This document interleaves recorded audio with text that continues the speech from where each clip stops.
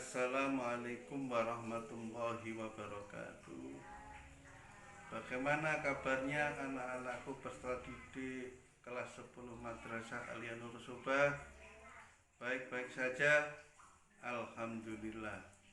Bapak kali ini akan memberikan materi video pembelajaran tentang kurban dan akikah. Mari kita simak bersama-sama.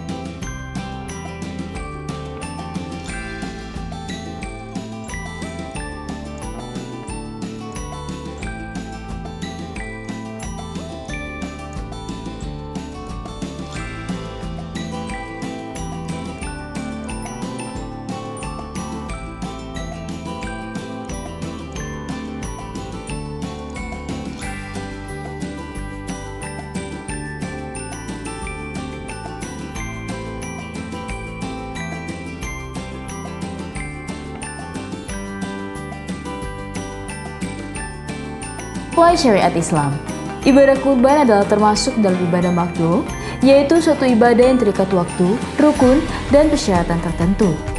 Ibadah kurban bertujuan untuk mendekatkan diri kepada Allah dengan cara menyembelih binatang ternak seperti sapi, kambing, domba, maupun unta yang dilaksanakan pada tanggal 10 Zulhijjah. Hukum melaksanakan kurban bagi seorang muslim yang mampu adalah sunnah muakkad. Bukan hanya amat dianjurkan dalam Islam, tata cara penyembelihan hewan kurban juga diatur secara detail di dalam syariat. Berikut 8 tata cara menyembelih hewan kurban yang sesuai dengan syariat Islam. Yang pertama, menyiapkan alat. Sebelum menyembelih hewan kurban, persiapkan alat yang nantinya akan digunakan untuk menyembelih. Alat yang digunakan boleh berupa pisau, golok, maupun pedang. Haram hukumnya menyembelih hewan kurban dengan menggunakan alat yang terbuat dari tulang, gigi, maupun kuku. Alat yang digunakan untuk menyembelih hewan kurban haruslah diasah terlebih dahulu. Hal tersebut dilakukan agar alat tersebut menjadi tajam. Menggunakan alat yang tajam ketika menyembelih hewan kurban merupakan aturan yang disyariatkan dalam Islam agar hewan yang disembelih dapat meninggal dengan cepat sehingga hewan tidak merasa kesakitan serta menghindari menzalimi hewan. Yang kedua, tuntun hewan kurban secara perlahan. Setelah alat untuk menyembelih disiapkan, selanjutnya tuntun hewan kurban secara perlahan. Islam melarang memperlakukan hewan secara kasar, terlebih pada hewan kurban. Hindari menarik hewan kurban terlalu kencang ataupun mencambuk hewan kurban. Yang ketiga, merobohkan hewan kurban. Ketika hendak merobohkan hewan kurban, hindari perlakuan yang kasar sehingga mengakibatkan hewan stres dan memberontak. Cara merobohkan hewan kurban, terutama sapi, dapat dilakukan dengan metode barui atau yang lebih dikenal dengan teknik tali simpul. Teknik ini sangat efektif untuk merobohkan sapi dengan mudah dan tidak membutuhkan banyak tenaga sekalipun sapi memiliki ukuran yang besar. Berikut cara merobohkan sapi menggunakan teknik tali simpul. Siapkan tali tambang dengan panjang yang telah disesuaikan dengan ukuran tubuh sapi. Umumnya tali tambang yang digunakan berukuran 15 meter. Letakkan tali di depan punuk sapi, kemudian ujung tali ditarik dan dilewatkan di antara kaki depan. Kedua ujung tali yang telah dilewatkan di antara kaki depan tersebut, kemudian ditarik ke atas dan disilangkan di punggung sapi tepat di belakang punuk sapi. Setelah disilangkan di atas punggung sapi, kedua ujung tali ditarik ke bawah, kemudian dilewatkan antara kaki belakang sapi. Terakhir, tarik kedua ujung tali yang telah dilewatkan di antara kaki belakang sapi secara bergantian dan perlahan-lahan. Sapi akan kehilangan keseimbangan dan kemudian roboh perlahan tanpa perlawanan. Yang keempat, membaca basmalah. Membaca basmalah ketika menyembelih hewan kurban sangatlah dianjurkan dalam Islam. Bahkan beberapa ulama berpendapat bahwa membaca basmalah sebelum menyembelih hewan kurban adalah wajib. Namun beberapa ulama lainnya berpendapat menyembelih hewan kurban dengan hanya menyebut nama Allah pun sudah dikatakan sah.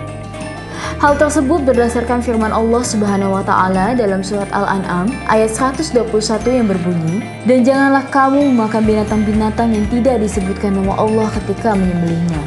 Sesungguhnya perbuatan semacam itu adalah suatu kefasikan." Yang kelima, membaca niat. Setelah membaca basmalah dan menyebut nama Allah, seseorang yang hendak menyembelih hewan kurban disunahkan membaca niat yang telah diajarkan oleh Rasulullah SAW. Terdapat dua niat menyembelih hewan kurban. Yang pertama adalah niat untuk diri sendiri, yaitu bagi seseorang yang menyembelih hewan kurban untuk dirinya sendiri. Yang kedua adalah niat untuk menyembelih di mana yang mengeluarkan hewan kurban adalah orang lain. Niat menyembelih hewan kurban untuk diri sendiri dengan nama Allah, Allah Maha Besar. Ya Allah, ternak ini darimu dan untukmu, kurban ini dariku. Hadis riwayat Muslim dan Baihaqi. Niat menyembelih untuk orang lain dengan nama Allah, Allah Maha Besar. Ya Allah, ternak ini darimu dan untukmu, kurban ini dari si fulan. Hadis riwayat Muslim dan Baihaqi. Yang keenam, memotong leher hewan kurban. Ketika memotong hewan kurban, wajib dilakukan dengan sekali gerakan. Hal tersebut dilakukan agar hewan kurban dapat meninggal dengan segera dan menghindari menyakiti hewan kurban. Oleh sebab itu, penggunaan alat yang sangat tajam amatlah penting ketika menyembelih hewan. Memotong leher hewan kurban yang dimaksud bukanlah memotong hingga kepala hewan terputus, akan tetapi hanya memotong 3 saluran yang ada di leher hewan, yaitu adajan atau urat nadi, al-hukum atau saluran nafas, dan al-mari atau saluran makan. Beberapa ulama berpendapat jika terpotong 2 saja, yaitu saluran nafas dan urat nadi, maka hukumnya sudah sah. Dianjurkan ketika menggoreskan pisau atau golok ke leher hewan berbarengan saat hewan mengembuskan nafas, bukan ketika hewan mengambilkan nafas. Hal tersebut dilakukan agar hewan tidak merasa kesakitan saat saluran nafasnya terpotong. Hal tersebut hukumnya tidak wajib, melainkan cara yang dianjurkan oleh Rasulullah SAW. Yang ketujuh, membaca doa. Setelah proses penyembelihan selesai dilakukan, baik yang mengeluarkan kurban maupun yang menyembelih hewan kurban disunahkan membaca doa berikut. Ya Tuhanku, Hewan ini adalah nikmat darimu. Dan dengan ini aku bertakarub mendekatkan diri kepadamu. Maka terimalah takarubku, wahai Tuhan yang Maha Pemurah. Yang kedelapan, membagi daging hewan kurban. Setelah hewan disembelih, dikuliti, dan dibersihkan, proses selanjutnya adalah membagi daging hewan kurban sebelum selanjutnya didistribusikan. Berikut aturan pembagian daging hewan kurban sesuai syariat Islam. 1/3 bagian untuk orang yang berkurban, lalu 1/3 bagian untuk tetangga, kerabat, keluarga, termasuk panitia yang menyembelih. Lalu 1/3 bagian untuk fakir miskin. Demikian tata cara menyembelih hewan kurban sesuai syariat Islam. Semoga yang berkurban tahun ini serta yang bertugas sebagai panitia kurban mendapatkan kebaikan serta keberkahan. Bagi yang belum berkurban, semoga tahun depan dimampukan oleh Allah Subhanahu wa Ta'ala. Bila ada pertanyaan dan usulan topik untuk video kami selanjutnya, silakan tulis di kolom komentar. Jangan lupa subscribe channel kami dan dukung selalu video-video kami.